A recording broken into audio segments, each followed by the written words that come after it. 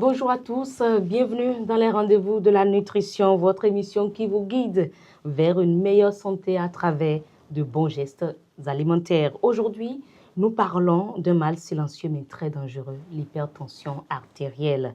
Savez-vous que l'alimentation joue un rôle central dans la prévention de cette maladie, que vous soyez jeune, adulte ou même parents ou seniors, vous êtes tous concernés. Et pour avoir toutes les informations possibles liées à l'alimentation pour prévenir l'hypertension artérielle, nous recevons le professeur Jérôme Sosa, directeur de la nutrition à l'Agence nationale de l'alimentation et de la nutrition. Professeur, bienvenue dans les rendez-vous de la nutrition. Bonjour Madame la journaliste, merci de m'avoir invité à cette émission. C'est un plaisir. L'hypertension artérielle, je peux dire que c'est le quotidien des Béninois. Absolument. Presque dans toutes les familles, nous avons au moins un hypertendu. Absolument. Mais en réalité, cette maladie, qu'est-ce qui la cause? Merci Madame la journaliste. Permettez-moi de rappeler brièvement que l'hypertension artérielle, c'est l'élévation de la pression que le sang exerce sur les parois des artères pendant la circulation de ce liquide. Lorsque cette pression est au-delà des valeurs normales admises, on parle d'hypertension artérielle. Cette élévation de la pression est la résultante de plusieurs éléments, dont la force avec laquelle le cœur envoie le sang dans les vaisseaux et la résistance des artères. Est-ce qu'ils sont élastiques ou est-ce qu'ils sont non élastiques? Et aussi la quantité de sang qui circule dans les vaisseaux.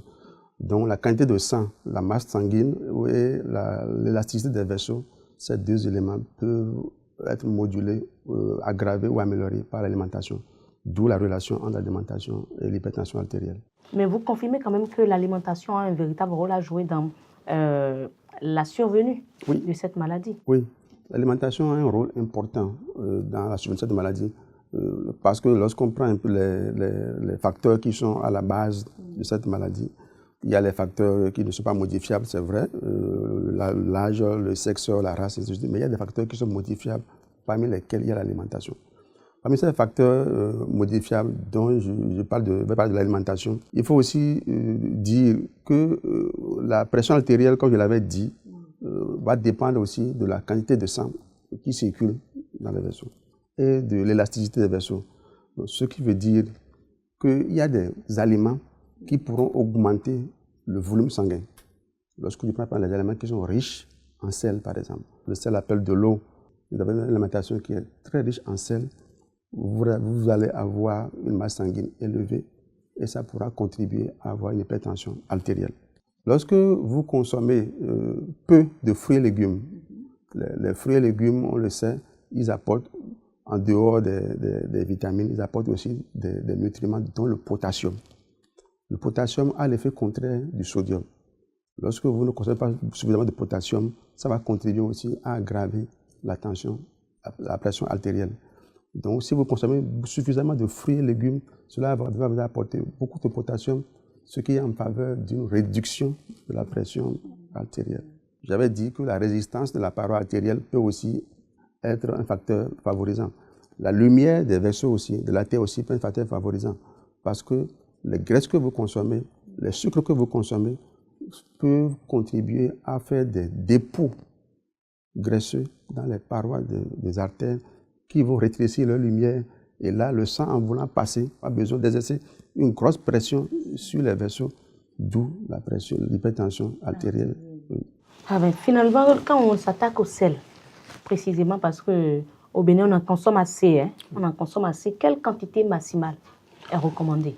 L'apport de sel est bien réglementé. L'OMS demande qu'on consomme moins de 2 grammes de sodium. Le sodium est un élément qui est dans le sel, mais qui est l'élément qui intervient vraiment dans la pression artérielle. Donc, on doit consommer moins de 5 grammes de sel de cuisine par jour, c'est-à-dire une cuillère à café, petite cuillère à café, qu'on utilise pour faire le café, là. On doit consommer au moins d'une cuillère à café par jour. Mais imaginez un peu, tout ce qu'on mange, le pain, les aliments qu'on mange, la sauce qu'on mange, tout ça là, ça contient du sel. Et quand on fait le point, à l'échelle nationale et internationale, les hommes consomment plus de 10 grammes de sel en moyenne par jour. Plus du double de ce qui est Plus de recommandé. double. Soit, Par jour. oui. Donc, ils apportent plus de 4 grammes de sodium par jour au lieu d'en apporter au moins de 2. Donc, avec ça, on comprend pourquoi la fréquence de l'hypertension artérielle est très élevée dans nos contrées. On parlait tout à l'heure des aliments qui sont en faveur de ça. Il y a aussi le type de produits carnés que vous consommez, c'est-à-dire les protéines. On sait que la viande rouge est souvent une partie graisseuse. Et ce type de graisse que contient la viande rouge est une graisse qui favorise la production du mauvais cholestérol et qui est en faveur des dépôts graisseux dont j'ai parlé tout à l'heure. Donc, il faut préférer la volaille, du poisson, à la viande rouge. La viande rouge, ça devrait être une fois en passant, mais on doit consommer la volaille et le poisson à volonté. C'est la viande blanche en réalité. Donc, il y a la volaille, il y a le lapin, ainsi de suite. Voilà, la viande et le poisson. Ce sont les aliments riches en protéines que nous consommons habituellement, qui sont recommandés lorsqu'on veut manger sain pour prévenir l'hypertension artérielle. D'accord. Nous allons prendre une courte pause, mesdames et messieurs, et puis on revient pour poursuivre les échanges avec professeur Sosa. Comment consommer de façon sûre les fruits et légumes? Avant de manger des fruits ou des légumes crus, assure-toi de bien les laver avec de l'eau propre et un désinfectant comme Aquatab. Cela t'aidera à éliminer les impuretés et les microbes pour protéger ta santé et celle de ta famille. Bien laver tes fruits et légumes, c'est le premier pas pour les consommer en toute sécurité et éviter les maladies. Les fruits comme les bananes et les tomates se conservent à température ambiante. Bien conserver tes fruits et légumes, c'est garantir leur qualité et leur saveur. Consommer des fruits et légumes crus ou cuits, c'est une excellente habitude pour ta santé. Mais attention à la cuisson. Ne les fais pas cuire trop longtemps, car tu risques de perdre une partie de leurs vitamines et minéraux. Les légumes crus, comme les tomates et les oignons, sont délicieux et pleins de bienfaits pour ton corps. Manger des légumes crus ou légèrement cuits, c'est plein de vitalité. Prendre soin de la préparation et de la conservation des fruits et légumes, c'est prendre soin de toi, de ta famille et de ta santé à long terme. Ceci est un message de l'Agence nationale de l'alimentation et de la nutrition, ANAN. Comprendre pour agir en faveur de la nutrition. On retourne en plateau pour poursuivre nos échanges avec professeur Sosa sur l'hypertension artérielle et son lien, son rapport avec notre alimentation. On abordait déjà les aliments qu'il faut pour éviter, prévenir l'hypertension artérielle. Alors, professeur, lorsqu'on parle des fruits et légumes, 5 fruits et légumes par jour, même dans les dessins animés, les enfants entendent souvent ça, 5 fruits et légumes par jour. Pourquoi 5 fruits et légumes par jour et est-ce que c'est réellement efficace pour éviter l'hypertension artérielle, par exemple? Oui, il est bien démontré à travers les recherches scientifiques que la consommation des fruits et légumes, tout à l'heure je l'ai dit, du fait qu'ils apportent beaucoup de potassium, a l'effet inverse du sodium. Et par conséquent, c'est un aliment qui favorise la réduction de la pression artérielle. En dehors de ça, les fruits et légumes apportent aussi beaucoup de fibres, ce qu'on appelle les fibres. Ce sont les substances qu'on retrouve dans les fruits et légumes qui favorisent la satiété précoce, mais qui aussi font que l'absorption du gras et du sucre seront moins accélérées au niveau de l'intestin. Donc, vous allez absorber moins ces substances qui contribuent à l'élévation de la pression artérielle. De par le fait qu'ils vont contribuer au dépôt, à la réduction de la lumière des vaisseaux. Les fruits et légumes apportent aussi ce qu'on appelle les antioxydants. Ils apportent des substances qui sont tellement utiles pour l'organisme, qui essayent de corriger les erreurs qui se font, les produits toxiques qui sont générés par les cellules du fait qu'ils travaillent de manière quotidienne.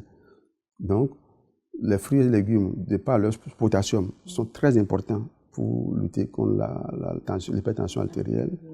Les fruits et légumes, de par leurs fibres, sont très importants aussi pour réguler l'absorption des substances qui favorisent l'hypertension artérielle, telles que les corps gras qui sont saturés, d'accord, et l'excès de sucre Donc, vous voyez bien que les fruits et légumes sont très utiles. Mais on se demande qu'on en consomme suffisamment. Donc, 5 portions de fruits et légumes par jour. Habituellement, normalement, ça ne devrait pas être difficile parce qu'au Bénin, on consomme beaucoup de légumes.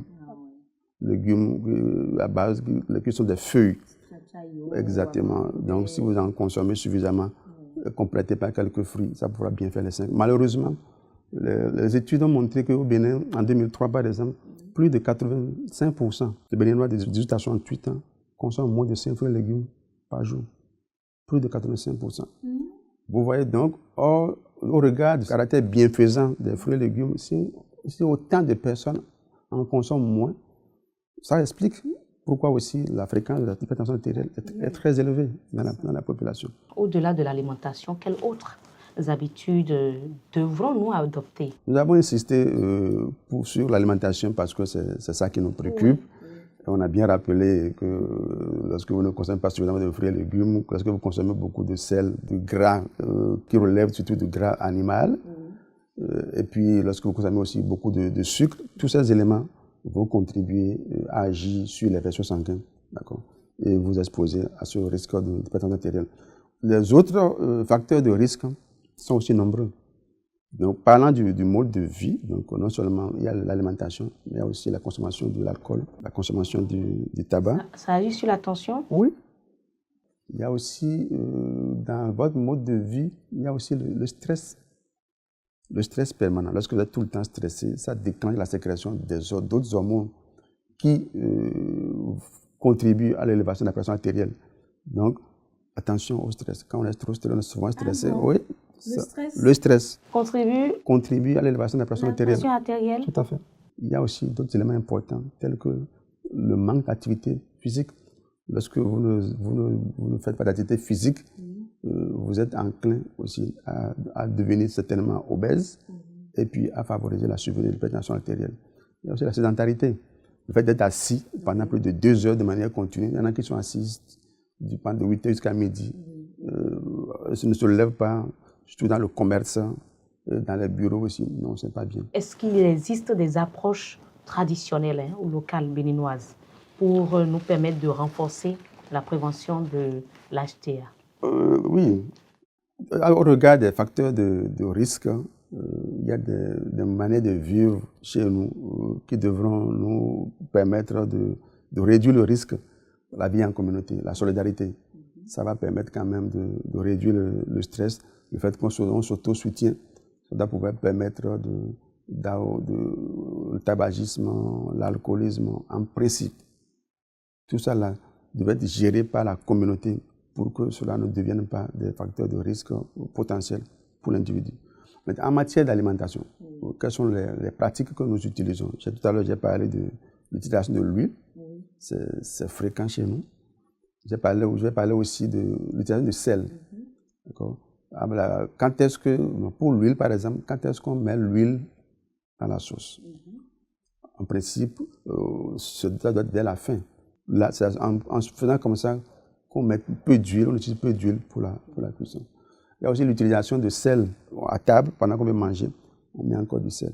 Alors que les aliments contiennent déjà du sel.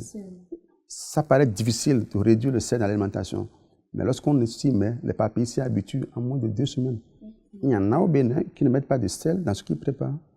Puisque lorsque vous prenez le manioc, vous prenez quoi que vous prenez, il y a du sel dedans, le riz, il y a du sel dedans. Il faut réduire la consommation du sel. N'en mettez pas trop. Ne cherchez pas toujours que cela apparaisse dans le goût. Donc, il y a d'autres pratiques pour essayer de réduire le sel qu'on veut utiliser à travers les épices, en utilisant le gingembre, l'ail, ainsi de suite. Ça permet toujours d'avoir un peu le goût et permet de réduire l'utilisation aussi du sel. Donc, ces pratiques peuvent aider à ne pas consommer trop de sel, qui est un élément pour réduire le risque de développer l'hypertension artérielle. Merci, professeur, pour toutes ces informations. Merci également à vous, chers téléspectateurs, pour avoir suivi ce numéro des rendez-vous de la nutrition qui parlait de l'alimentation et de la prévention de l'hypertension artérielle. Je crois que vous avez eu assez d'informations. Tout ça nous permet d'avoir une longue vie sans trop de problèmes de santé et surtout sans l'hypertension artérielle. Merci pour l'attention. À très bientôt.